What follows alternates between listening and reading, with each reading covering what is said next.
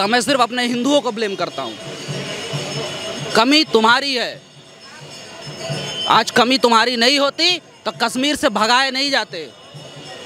कमी तुम्हारी नहीं होती तो पाकिस्तान में ख़त्म नहीं कर दिए गए होते। और वही हाल यहाँ भी होने वाला है। नहीं जागोगे, प्याज लहसुन के दाम पर बढ़ाते जाओ, वोट दो। आगे फैसला तुमको करना है कि आने वाली तुम्हारी बहू बेटी है बुर्के में रहेंगी या घूंघट में, ये फैसला करके वोट देना।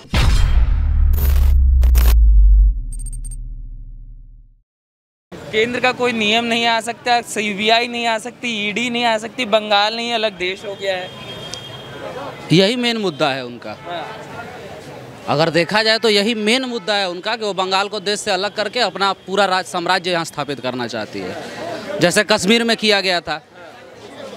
और यहाँ के लोग जो हम हिंदुओं को हम दूसरे को क्यों बोले, जब खुद का घर का लोग खराब है तो फिर दूसरे को बोलकर क्या फ़ायदा। लेकिन जो उनका सपोर्ट कर रहे हैं, ऐसे सारे हिंदुओं से एक विनम्र निवेदन है कि एक बार जयचंद का भी इतिहास पढ़ ले, जिसने मोहम्मद गोरी का साथ देकर पृथ्वीराज को मरवाया था। लास्ट में वो जयचंद भी उसी गोरी के हाथ से मारा गया था। गोरी ने सिर्फ यही कह के मारा था कि जो अपने भाई का नहीं हुआ वो मेरा कैसे होगा। क्या स्थिति, मतलब क्यों पश्चिम बंगाल में जो आंदोलन, जिसने उन्होंने कहा था माँ माटी मानुष की बात करने वाली, और आज पश्चिम बंगाल में बम गोला बारूद की बात चलती है। अब सारी जो स्थिति है यहाँ की वो तो टीवी पर आप स्पष्ट देख सकते हैं। एक बार खड़े होकर चिल्लाती है वो मंच से, राजनीतिक मंच से ही बोलती है ला इलाहा इल्लल्लाह, सबाई के भालो रखो अल्लाह। और दूसरी बार कोई अपने आप से जय श्री राम बोल देता है तो इसमें उनको गाला गाली लगता है, उसमें वो जेल करवाती है। तो आपकी ये स्थिति है। मैं सिर्फ वोटर्स को बोलना चाहता हूँ कि आपकी आज 10 साल में ये स्थिति हो गई है कि आप अपने देश में अपने भगवान का झंडा नहीं फहरा सकते, आप अपना जुलूस नहीं निकाल सकते। आपको अपनी ही पूजा, जो बंगाल की सर्वश्रेष्ठ पूजा है, जो विश्वविख्यात है, बंगाल की पूजा देखने के लिए, दुर्गा पूजा देखने के लिए लोग भारत के बाहर से आते हैं। उस पूजा को विसर्जन करने के लिए या उस पूजा के पंडाल की अनुमति लेने के लिए आपको बार बार हाई कोर्ट का मुंह ताकना पड़ रहा है। आप किस गंदी स्थिति में जा रहे हो और कितनी भयानक आने वाली स्थिति होगी, ये आप हिंदू वोटर्स को फैसला करना है। कमी आप में है। आप 70% होकर लोग आपको कोई मोहलत नहीं देते, कोई आपको इज्जत नहीं देते, और 30% के लिए लोग करते हैं, तो कमी आपकी है। सवाल ये भी है दादा, जो जनसंख्या परिवर्तन चल रहा है, बॉर्डर एरियाज़ में जिस तरीके से जनसंख्या परिवर्तित हो रही है, रिपोर्ट्स बाहर निकलती हैं कि आधार कार्ड वोटर आईडी कार्ड बन रहा है, उससे वो कितनी हद तक है? बिल्कुल सच है। इसलिए एनआरसी बहुत ज़रूरी है, बहुत ज़्यादा ज़रूरी है, क्योंकि ये एक तरह का धार्मिक बोलिए या राजनीतिक बोलिए, पॉलिटिकल एजेंडा है एक तरह का। आप किसी भी विश्व के कोई भी इतिहास देख लीजिए, जहाँ भी 57 या 52 मुस्लिम देश है, ये इन्होंने इसी तरह से शुरुआत की है। रिफ्यूजी के रूप में वहाँ जाएंगे, बसेंगे, जनसंख्या बढ़ाएंगे और फिर वहाँ पे कब्जा कर लेंगे। और 52 देश में कोई आप 3 या 4 ऐसा देश बता दीजिए जहाँ मुस्लिम मेजॉरिटी में हो और वहाँ डेमोक्रेसी हो या कोई और का, वहाँ सिर्फ और सिर्फ शरिया लागू होता है। सवाल ये भी उठता है कि जब हम बंगाल चुनाव की बात करते हैं, चुनाव सुनते ही हिंसा दिमाग में आता है। आखिर बंगाल चुनाव से हिंसा का जुड़ाव क्यों होता चला गया कि जब जब बंगाल में चुनाव होगा तो हिंसा जरूर? डर, क्योंकि पता है कि अगर सही तरीके से वोट देने लोग जाएंगे तो जो 10 साल का शासन है वो 10 मिनट नहीं टिकेगा। यही डर है। कह रहे हैं कि 8 चरण में जो चुनाव हो रहा है केंद्र की साजिश है। क्यों डर है भाई? 8 चरण में हो चाहे 16 चरण में हो, सुरक्षा होनी चाहिए, बात खत्म। पब्लिक को सुविधा है उसमें। जब पब्लिक को कोई तकलीफ नहीं है तो आपको क्यों तकलीफ हो रहा है? और होना भी नहीं चाहिए। ईमानदारी से आप इलेक्शन करवाती है, 2 बार जीत के आई हैं, तो आपको तो और खुशी होना चाहिए कि आप जीतेंगी तो लोग, आपका जो चरित्र है वो एकदम बेदाग हो जाएगा। 2 बार जीतने वाली ने ऐसा क्या काम कर दिया दादा कि इतना मतलब गिर गई, इतनी डर लग रहा है? अब बिल्कुल कर रहा है। डर कोई बात नहीं है, डर उनको लग रहा है। क्यों लग रहा है दादा? क्या ऐसा काम कर? डर है, बहुतों का ये डर ही है जो अब कोर्ट के ऊपर जनेऊ पहनने लगे हैं। डर उसको बोलते हैं। आजकल पूजा पाठ भी करवा रहे हैं। ये डर उसको बोलते हैं। नहीं तो हमेशा नमाज पढ़ते थे लोग। अच्छा है, पढ़िए। अब हर जगह की पूजा, तुलसी पूजा, सरस्वती पूजा होने लगी है, वरना कुछ दिन पहले सरस्वती पूजा मनाने के लिए भी रोक होता था। तो डर अच्छा है और ये डर होना चाहिए। तो परिवर्तन किस लिए है कि हिंदू वोट बैंक कहीं खिसक ना जाए? हिंदू वोट बैंक किसी का नहीं खिसकता, क्योंकि कड़वा सच है, बोलने में मुझे भी खराब लग रहा है एज अ हिंदू। लेकिन जो सच है वो बोलना होगा। हमारे देश में घुसकर 800 साल मुगलों ने और 200 साल अंग्रेजों ने राज किया। उनकी ताकत नहीं, कमजोरी हमारी थी। हम प्याज, तेल, आलू इनके लिए सरकार गिराने और सरकार बनाने वाली जात है हम लोग। पेट्रोल पे भी गिरा देंगे, हम उसके जाते, हम तो बोल रहे हैं ना, क्योंकि हमने राज करना भूल गया है। हमारे जो शरीर में, हमारे जो धमनियों में जो रक्त था वो राज करना भूल गया है।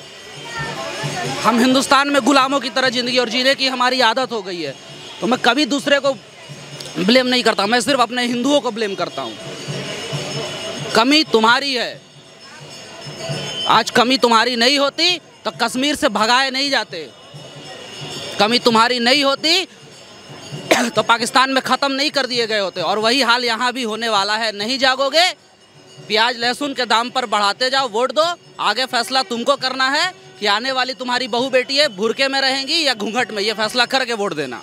अब आप सोच लीजिए, एक राम श्री राम नवमी का जुलूस निकालते वक्त यहाँ कई जगह पर बमबाजी होती है जुलूस के ऊपर।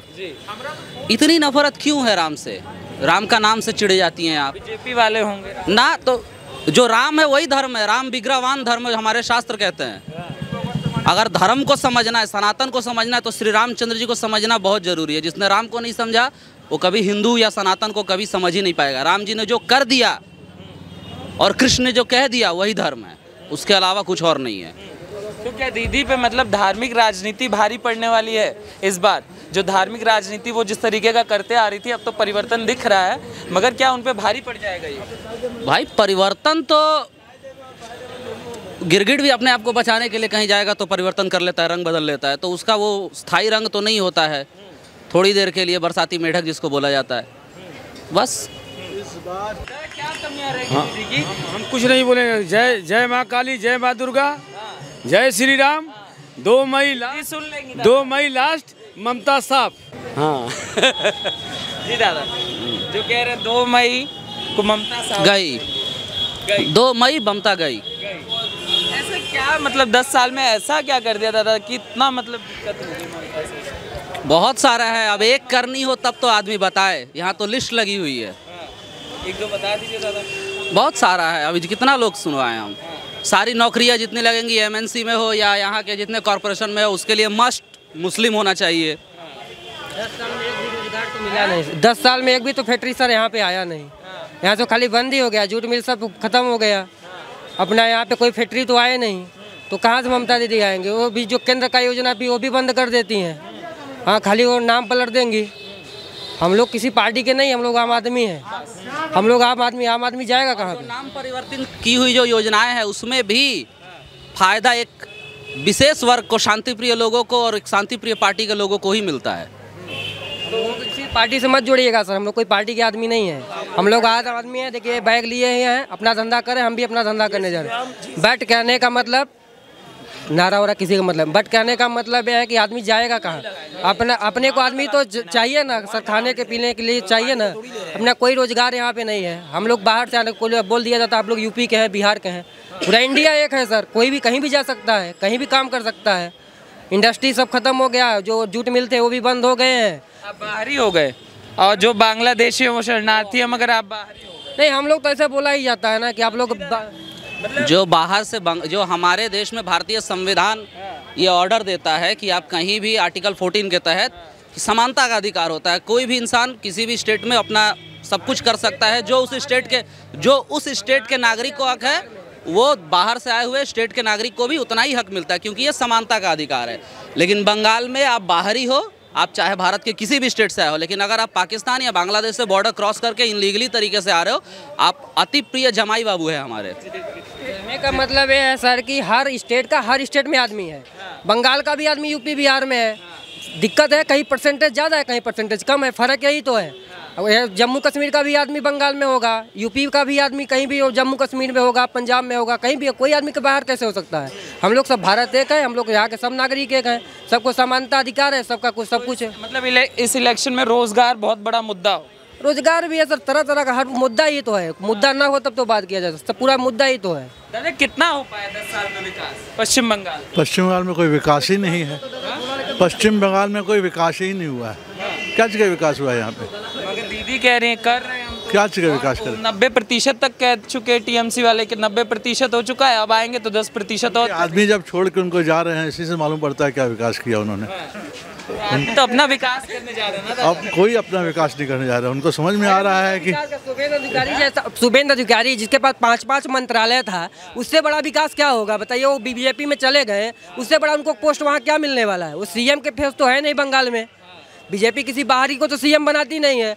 अब शुभेंद्र अधिकारी जैसा आदमी चला गया, राजीव बनर्जी जैसा आदमी चला गया, कितने भी लाइन लगा के पता नहीं, जो रोज पेपर उठाओ तो आज वो नाराज है, आज वो नाराज है, आज वो नाराज है। 3 साल पहले ये गिर गया था यहाँ पे पुल, जहाँ खड़े हैं 3-4 साल, चौथा 3 साल पहले ये गिर गया था पुल।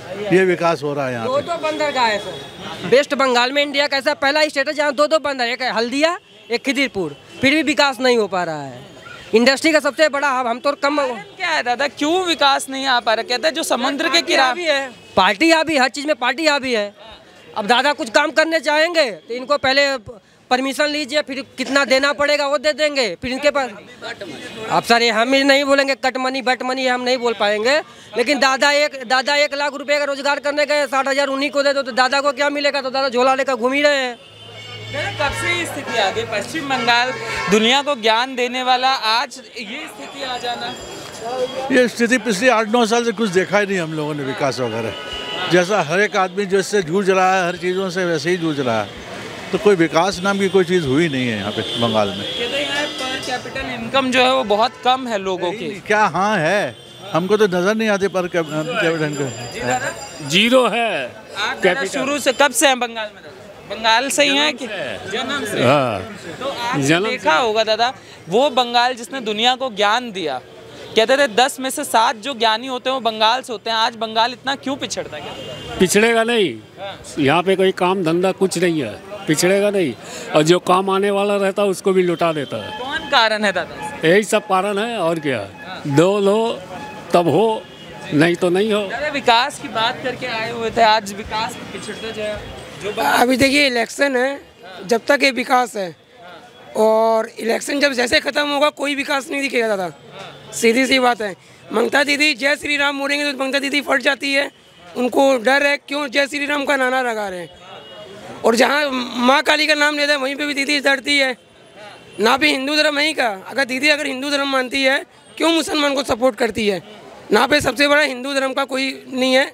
जो हिंदू को धर्म करेगा वो दीदी को सपोर्ट नहीं करेगा। ना पे बेसपोर्ट की गाड़ी चल रही है, और इसलिए आज बंगाल इतना पीछे है।